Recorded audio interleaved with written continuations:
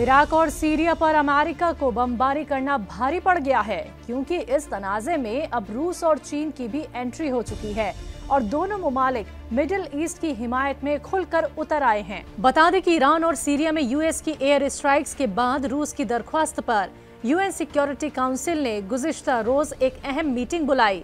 इस मीटिंग में रूस और चीन ने अमेरिका की तरफ से की गई कार्रवाई की सख्त मजम्मत की। पीर की देर रात यूएन सिक्योरिटी काउंसिल की मीटिंग में रूस और चीन ने वॉशिंगटन पर मिडिल ईस्ट में तनाज़े को बढ़ाने का इल्जाम लगाया। मॉस्को ने यह भी दावा किया कि मिडिल ईस्ट में अमेरिकी हमलों का फैसला नवंबर में होने वाले सदारती इंतखाबात से जुड़ा है। रूस, जिसका यूक्रेन पर हमला पिछले 2 सालों में यूएनएससी में कड़वी बहस का मौजू बना रहा है, उसने अमेरिका की जानिब से इराक और सीरिया में ईरान के इत्तिहादी ठिकानों पर दर्जनों हमले शुरू करने के बाद काउंसिल की मीटिंग की दरख्वास्त पेश की थी। मिडिल ईस्ट में ये हमले जॉर्डन में अमेरिकी अड्डे पर ड्रोन हमले के बाद हुए, जिसमें 3 अमेरिकी फौजी मारे गए थे। मॉस्को के यूएन के सफीर वासिली नेबेजिया ने इल्जाम लगाया कि हमले अपनी ताकत बढ़ाने की अमेरिकी कोशिश थी। ये हमले बैनुल अक़वामी कानून के लिए वॉशिंगटन की मुकम्मल अवहेलना को जाहिर करते हैं। उन्होंने अमेरिका पर ईरान के साथ मिडिल ईस्ट की ताकतों को इलाकाई तशद्दुद में शामिल करने की कोशिश करने का भी इल्जाम लगाया। वहीं दूसरी जानिब चीन ने भी यूएस के हमलों की मजम्मत की है। बीजिंग के सफीर ने बढ़ते हुए तनाव पर गौर व फिक्र का इजहार किया है। सफीर ने कहा कि अमेरिका का दावा है कि वो मिडिल ईस्ट या कहीं और तनाज़ा पैदा नहीं करना चाहता, लेकिन हकीकत में वो ठीक इसके बरअक्स करता है। अमेरिकी फौजी कार्रवाई बेशक इस इलाके में नई उथल पुथल पैदा कर रही है और तनाज़े को और बढ़ा रही है। रूस और चीन ने साफ तौर पर अमेरिका और इजराइल को चेताया है कि मिडिल ईस्ट और गजा में ये तमाम कार्रवाई जल्द बंद करें, वरना इसके अंजाम खतरनाक हो सकते हैं। उन्होंने इशारा देते हुए कहा कि अगर अमेरिका इसे जल्द खत्म नहीं करेगा तो पूरे मिडिल ईस्ट में तनाज़ा बढ़ जाने वाला है, जिसका अंजाम अच्छा नहीं होगा। इजराइल गजा जंग ने जिंदगी के तमाम शोबों को मुतासिर किया है। एक तरफ जहां इंसानी जान खत्म हो रही है, तो वहीं दूसरी तरफ आलमी तिजारत को भी काफी नुकसान हो रहा है। मैकडॉनल्ड्स ने फरोख्तगी हदफ के अदबे हुसूल के लिए गजा में इजराइल की जंग को जिम्मेदार ठहराया है। मैकडॉनल्ड्स ने गजा में इजराइल की जंग को फास्ट फूड की मशहूर कंपनी के तकरीबन 4 सालों में अपनी पहली तिमाही में फरोख्तगी हदफ से चूकने की एक वजह बताया है। मैकडॉनल्ड्स के सीईओ ने कहा कि जंग का अरब ममालिक, मलेशिया और इंडोनेशिया जैसे दीगर मुस्लिम अक्सरियती ममालिक में फरोख्तगी पर मायूस कुन असर पड़ा है। अपनी प्रेस कॉन्फ्रेंस के दौरान मैकडॉनल्ड्स के सीईओ ने कहा, जब तक ये जंग चलती रहेगी इसमें कोई बदलाव देखने की उम्मीद नहीं है।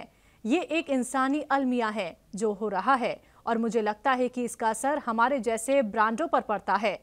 अक्टूबर-दिसंबर के दौरान चीन और भारत के लिए फास्ट फूड चेन डिवीजन की फरोख्तगी में इजाफा 0.7% तक पहुंच गया, जो बाजार की उम्मीद 5.5% से काफी कम है। ये कमी मुस्लिम देशों में खरीदारों के जरिए मैकडॉनल्ड्स के बाइकॉट का ऐलान करने के बाद आई है, जो कि इजरायली फ्रेंचाइजी के जरिए इजरायली सेना को हजारों मुफ्त गिजा देने की वजह है। मैकडॉनल्ड्स इजराइल के ऐलान के बाद सऊदी अरब, ओमान, कुवैत, संयुक्त अरब अमीरात, जॉर्डन, मिस्र, बहरीन और तुर्की में फ्रेंचाइजी ने मुफ्त देने से खुद को दूर कर लिया और मजमूई तौर पर गजा में फिलिस्तीनियों को लाखों डॉलर की मदद देने का वादा किया। जबकि शिकागो में मौजूद मैकडॉनल्ड्स को सबसे अहम अमेरिकी ब्रांड्स में से एक माना जाता है।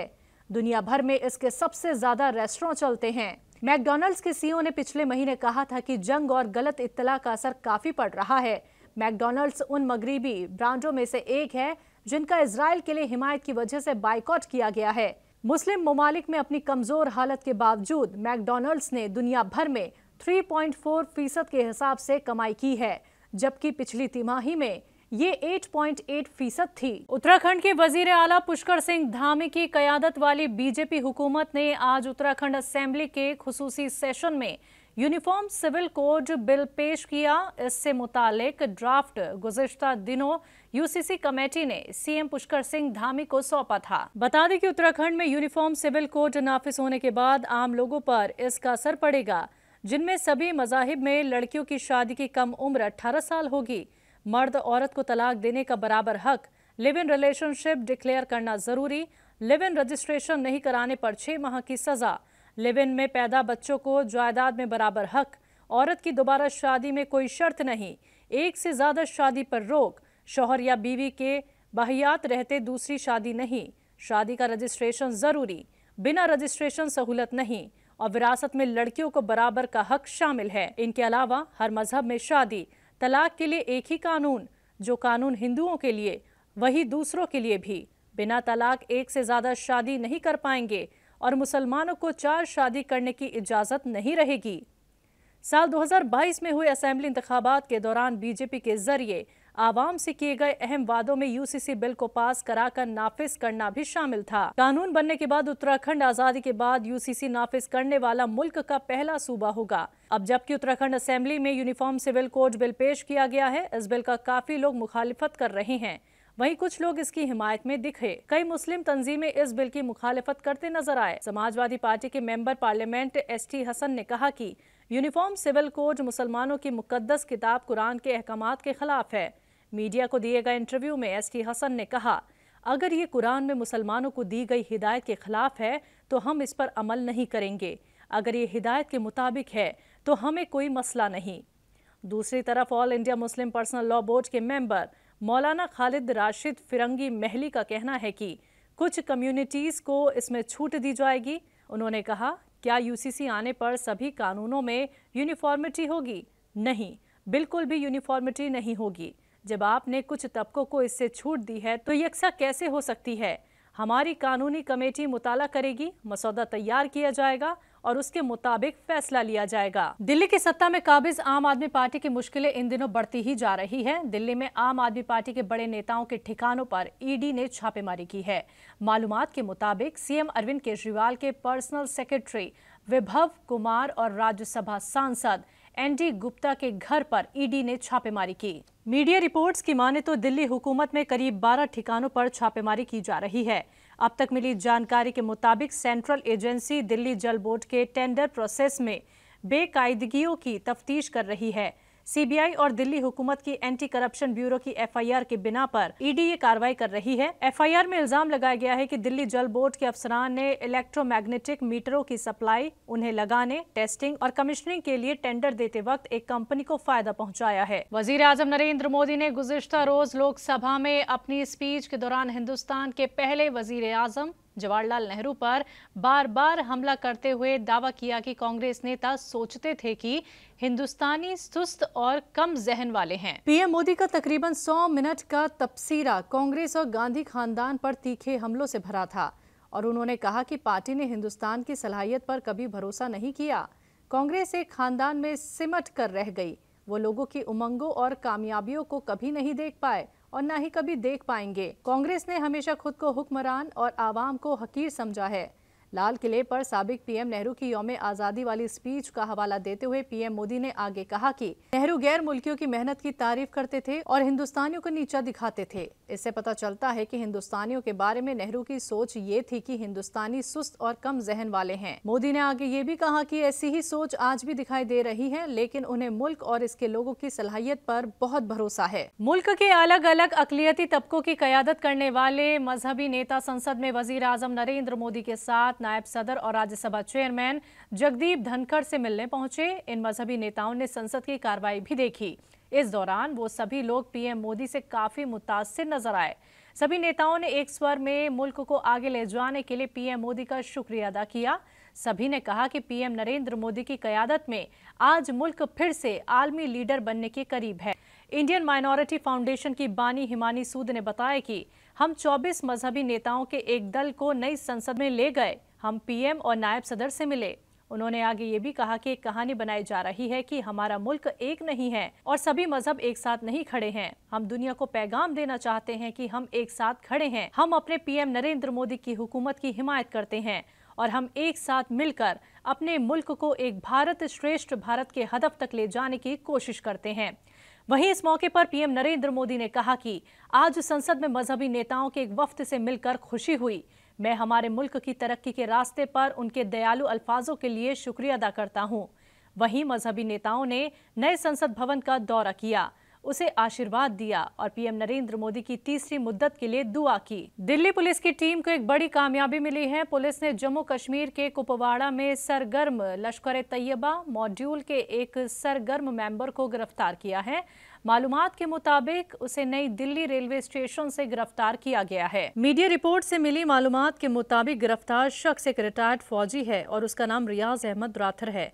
दिल्ली पुलिस ने सर्च ऑपरेशन के दौरान लश्कर-ए-तैयबा आतंकी रियाज अहमद के कब्जे से एक मोबाइल फोन और एक सिम कार्ड बरामद किया है। मुलजिम रियाज अहमद को कानून की मुनासिब दफाओं के तहत गिरफ्तार कर लिया गया है और आगे की जरूरी कार्रवाई के लिए जम्मू कश्मीर के मुतालिका पुलिस स्टेशन के पुलिस अफसरान को इत्तला दे दी गई है। वहीं दिल्ली के रेलवे पुलिस के मुताबिक एलओसी के पार से हथियार और गोला बारूद रिसीव करने में इसने अहम किरदार निभाया था। पुलिस की माने तो रियाज को एलओसी पार से हैंडलर हथियार और गोला बारूद भेजते थे और वो खुर्शीद अहमद राथर और गुलाम सरवर राथर के साथ आतंकी साजिश रचने में शामिल था। एक हिंदू तंजीम ने ये दावा करके तनाज़ा पैदा कर दिया है कि तारीखी अजमेर दरगाह, जो कि राजस्थान की एक मशहूर दरगाह है, असल में एक हिंदू मंदिर है। महाराणा प्रताप सेना की शक्ल में पहचाने जाने वाले गिरोह ने इलाका में मुमकिना फिरका वाराना तनाव के बारे में फिक्र जताते हुए अपने दावे पर जोर देने के लिए 9 फरवरी को एक मार्च का ऐलान किया है। महाराणा प्रताप सेना का दावा है कि इस बात के सबूत है कि इस जगह पर हिंदू मंदिर था और उनकी दलील है कि इसे बाद में एक दरगाह की शक्ल में बदल दिया गया था। 9 फरवरी को मार्च के ऐलान ने मजहबी रहनुमाओं, दानिश्वरों और मकामी अफसरान समेत मुख्तलिफ फिरकों के दरमियान तशवीश बढ़ा दी है। कई लोगों का डर है कि इस तरह के दावों और मज़ाहिरों से इलाके में तनाव और फिरका वाराना माहौल बढ़ सकता है। सरकार और खुफिया एजेंसियां करीब से नजर रख रही हैं और मार्च के दौरान शांति बनाए रखने और किसी भी हादसे को रोकने के लिए हिफाजती दस्ते तैनात कर रही है। अफसरान ने आवाम से शांत रहने और ऐसी किसी भी सरगर्मियों में शामिल नहीं होने की अपील की है जो पुरअमन माहौल को बिगाड़ सकती है। साबिक मरकजी वजीर और सीनियर बीजेपी नेता सत्यपाल सिंह ने गुज़िश्ता रोज लोकसभा में मांग की मुल्क का नाम बदलकर भारत कर दिया जाए। सदर की तकरीर पर शुक्रिया की तहरीक पर बहस में भाग लेते हुए सिंह ने कहा कि आइन के पहले पैराग्राफ में इंडिया दैट इज भारत का जिक्र है। सत्यपाल सिंह ने कहा कि मुल्क के लिए इंडिया अल्फाज का इस्तेमाल खत्म होना चाहिए। इस मुल्क का नाम भारत है जो इल्म का जखीरा है। देवताओं ने भी कहा है कि हम खुशकिस्मत हैं कि हम भारत में पैदा हुए, इसलिए मुल्क का नाम बदलकर भारत कर देना चाहिए। अंजुमन इंतजामिया मस्जिद पैनल जो ज्ञानवापी मस्जिद के इंतजामात देखती है, उसने मस्जिद की हिफाजत और तहफ़्फ़ुज़ के लिए आखिरी सांस तक कोशिश जारी रखने के अज़्म का इजहार किया है। आपको बता दें कि अंजुमन इंतजामिया मस्जिद पैनल ने ज्ञानवापी मस्जिद के तहखाने में पूजा की इजाज़त देने के वाराणसी जिला अदालत के फैसले पर सख्त मायूसी का इजहार किया है। 31 जनवरी को वाराणसी जिला अदालत ने श्री काशी विश्वनाथ मंदिर ट्रस्ट की तरफ से मुकर्रर पुजारियों के जरिए ज्ञानवापी मस्जिद के जुनूबी तहखाने के अंदर देवताओं की पूजा करने की इजाज़त दी थी। इसी को लेकर मुस्लिम बिरादरी से खिताब करते हुए एक खत में अंजुमन इंतजामिया मस्जिद पैनल के सेक्रेटरी और मुफ्ती बनारस मौलाना अब्दुल बाती नोमानी ने कहा, हम आपको यकीन दिलाते हैं कि हम ज्ञानवापी मस्जिद की हिफाजत और तहफ़्फ़ुज़ के लिए अपनी आखिरी सांस तक कोशिशों को जारी रखेंगे। जिला जज के फैसले की मजम्मत करते हुए उन्होंने कहा कि इस एक तरफा कार्रवाई से हम सभी के जज्बातों को ठेस पहुंची है और हम इस फैसले की मजम्मत करते हैं। बिहार में सीएम नीतीश कुमार ने अपने वुज़रा में महकमों का बंटवारा कर दिया है, जिसमें साबिक सीएम जीतन राम मांझी के बेटे संतोष सुमन को एससी और एसटी महकमाए बहबूद दिया गया है, जिसको लेकर जीतन राम मांझी ने सवाल उठाए हैं। एचएएम सरबराह ने एक बार फिर बीजेपी जेडीयू पर दबाव बनाते हुए कहा कि हमारा एक रोटी से पेट नहीं भरता है, कम से कम 2 रोटी तो दीजिए। पीर को साबिक पीएम जीतन राम मांझी ने इसे मौजू बनाकर नाराजगी जाहिर कर दी। दरअसल जीतन राम मांझी ने कैबिनेट के विस्तार से पहले नीतीश कुमार से 2 वजीर पद की मांग की है। एक तो उनके बेटे को वजीर पद मिल चुका है, वहीं वो चाहते हैं उन्हें एक और मंत्री पद दिया जाए। राजधानी दिल्ली में बीते लंबे वक्त से सरकारी बसों में खवातीन के लिए मुफ्त सफर करने की फैसिलिटी मौजूद है, जिसका फायदा राजधानी की तमाम खवातीन उठाती हैं। लेकिन अब इस फ्री किराए का फायदा न सिर्फ खवातीन बल्कि ट्रांसजेंडर भी उठा पाएंगे। जी हां, दरअसल अब दिल्ली हुकूमत तीसरे जेंडर के लिए सफर को मुफ्त करने का प्लान बना रही है। दिल्ली हुकूमत डीटीसी और क्लस्टर बसों में तीसरे जेंडर के लोगों को मुफ्त सफर की पेशकश करेगी। सीएम अरविंद केजरीवाल ने पीर को इसका ऐलान किया है। उन्होंने कहा कि इसके लिए जल्दी कैबिनेट से तजवीज को पास कर स्कीम नाफिज की जाएगी। सीएम ने एक्स पर लिखा, हमारे समाजी माहौल में किन्नर बिरादरी की काफी उम्मीदें की जाती हैं। ऐसा नहीं होना चाहिए, वो भी इंसान है और उन्हें भी बराबर का हक है। दिल्ली हुकूमत ने फैसला किया है कि दिल्ली की बसों में अब किन्नर बिरादरी के लिए भी सफर एकदम फ्री होगा। जल्द ही इसे कैबिनेट से पास करके लागू कर दिया जाएगा। नाजरीन, मुल्क की बात में आज के लिए बस इतना ही। आप देखते रहें तहजीब टीवी। मुझे दीजिए इजाजत। आदाब।